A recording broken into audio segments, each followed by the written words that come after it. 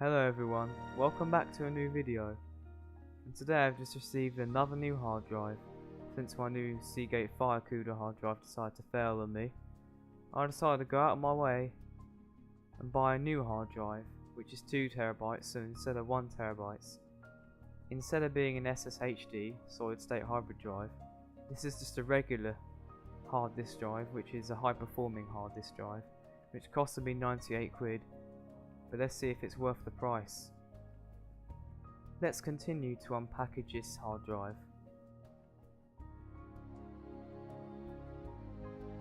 It appears to be a Western Digital Gold hard drive. So here we have my main computer, which is what I do my videos on. It's looking quite old now because my computer's been moved around so many times. Now I'm about to move it around again, but this time I will be replacing the hard drive once again.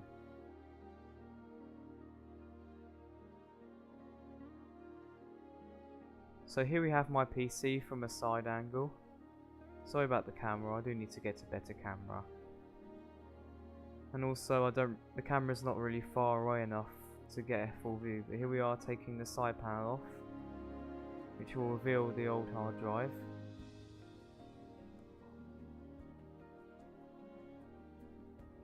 Once the side panel is removed, you can see the old Seagate hard drive, which is a FireCuda 1TB hard drive,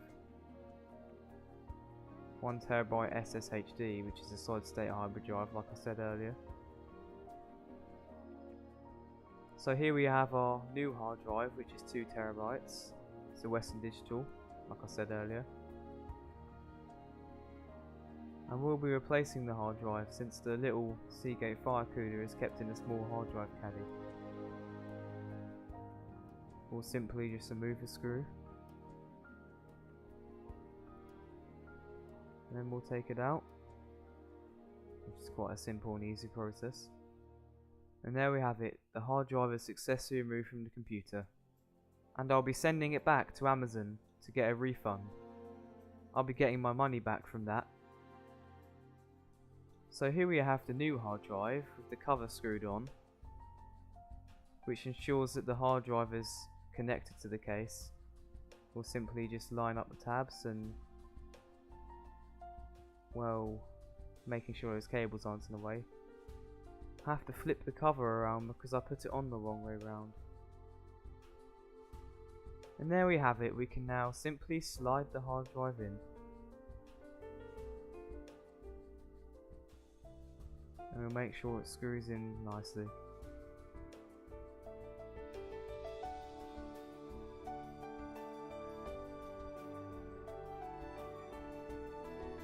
Sadly, I ran into another mistake, and that was fitting the hard drive the wrong way round.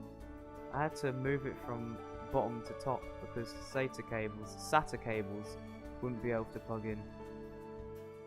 So here we are plugging in the SATA cables. Well, only one of them is a SATA cable, one of them is power. But oh well, you get what I mean. So here we are now plugging in the cables. Firstly the power one from the power supply.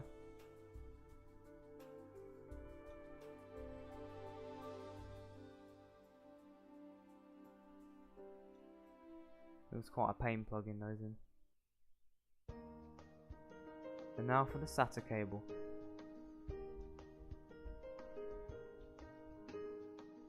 And now we're done fitting the cables. I can now just simply replace the side panel.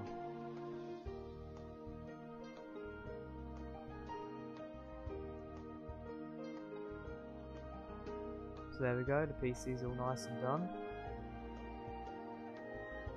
I mean, Seagate have really let me down. I've bought so many hard drives from Seagate and they've all failed, and this is no exception. So here we have my little homemade Windows 7 Professional box. Although I do have a genuine Windows Vista one, which is up there. That box is featured in my video where I was restoring 2 computers and I put Vista on them. So here we are, look, here's a 64-bit disc of Windows 7 Professional I had lying around. So I'll be sorry if the camera doesn't focus very well. Since this case doesn't have a disk drive slot, I'm going to have to take the side panel off again, except the other side panel, and then literally plug it in directly from the motherboard, which is what you do anyway really, except it will be leading outside of the case. So here we have the disk drive right here, which I took out of my Dell Vostro 400, which I recently got, which is featured in my Vista PCs video where I refurbished 2 PCs. So now we just, what I did was really stupid. I forgot to turn the power off on the motherboard. Every time you plug in a connector to the motherboard, make sure there's no power running through it, because that could short circuit the motherboard. Thankfully I was lucky and it didn't cause any damage. Learn from my mistake. And also, if you're wondering what that other hard drive is, that's what I store all my stuff on, such as my photos, my videos, my Windows 7's file days characters and everything. Only the operating system and programs and stuff are stored on my main hard drive, as well as a few files. There's a nice little shot of my GeForce GTX 980 Ti I recently got, and all I can say is a much better graphics card than the 550 Ti I used to have, which is currently in my Dell Vostro now. So there we go, the disk drive has now been plugged into the motherboard and the power supply, which I'm currently turning back on since I've realised that I made a mistake. I'm sure you know what that is.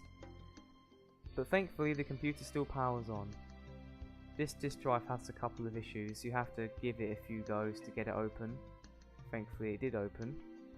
If it didn't, I would have been very upset. So here we have our Windows 7 disk, which I'll be popping inside there right now. 64-bit. And then we just click the button, and boom, there we go. So here we are in the BIOS, selecting our boot device, which is clearly the DVD-RW drive. We'll just use the arrow keys and hit enter. And then it should say Windows is loading files.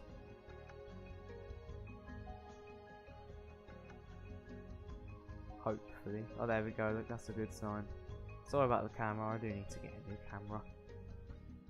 And there we go, we've loaded to the installation screen. I live in UK, so I'm going to set that to English United Kingdom instead of English United States. Sorry about the terrible camera work, I don't have a tripod. I'm planning to get one at some point, if I still continue to make videos like this. So there we go, let's select our language and let's move on and install.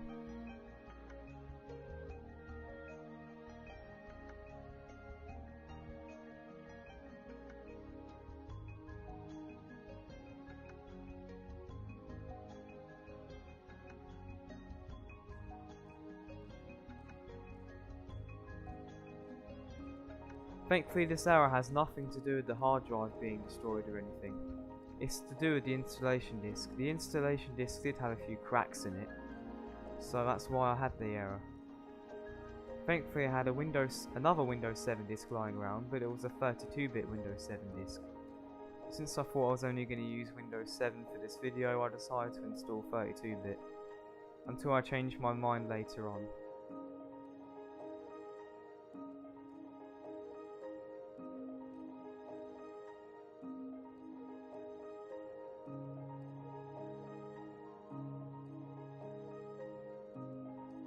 Well, looks like I had another error. I don't know why this one appeared, but it doesn't matter since everything's working fine currently.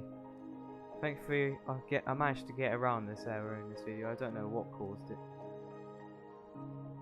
I wasn't willing to give up at this stage, so I decided to reinstall Windows again until I had a successful Windows 7 installation.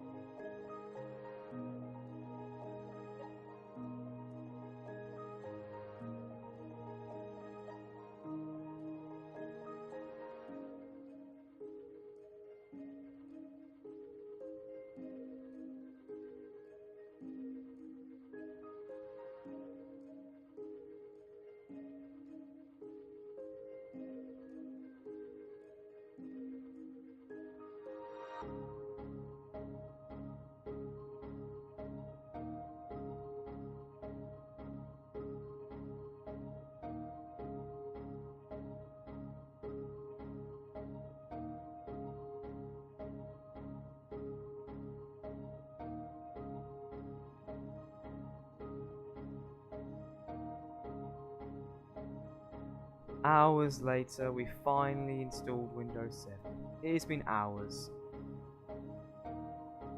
The problem is that the SATA configuration was all incorrect the whole time.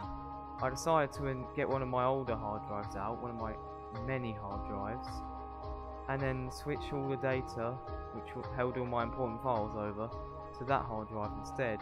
It's very confusing, it's a long story, I won't tell you all of it. But Windows 7, let's just say it's on that old hard drive, so it's not going to perform quite as well. And then, straight after, I decided to install Windows Vista, which will be my main operating system, on my new Western Digital hard drive.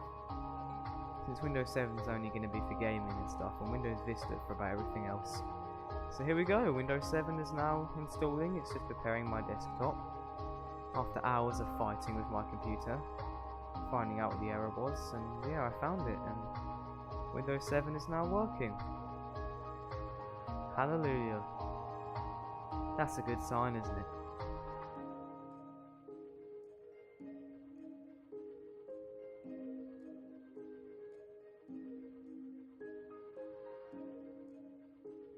So here we are back in Windows 7, and now we're about to install the driver.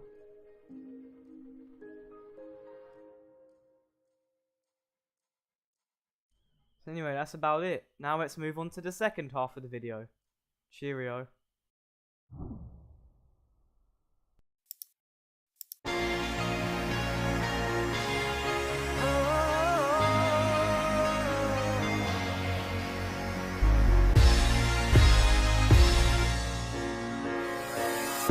It's been 7, it's been 24/7, and I'm waiting for my spaceship to fly. Till I'm up, get on up, just fly away and hibernate in outer space, way by in the sky. Like, by the way, I done come up like I'm wide awake. Slow motion doesn't suit me, it's my movie, so do not touch. This is my favorite part, and this is the moment, and this is the moment, and this is the moment. You said you wanted a PC that's simpler and easier to use. We listened. Welcome to Windows 7. Now you can see every window you have open, right from the taskbar. Don't remember where you saved that picture? Start typing, and right away you'll see matching documents, photos, emails, songs, or programs. Snap 2 windows into place, and each one fills half the screen, so you can compare them side by side.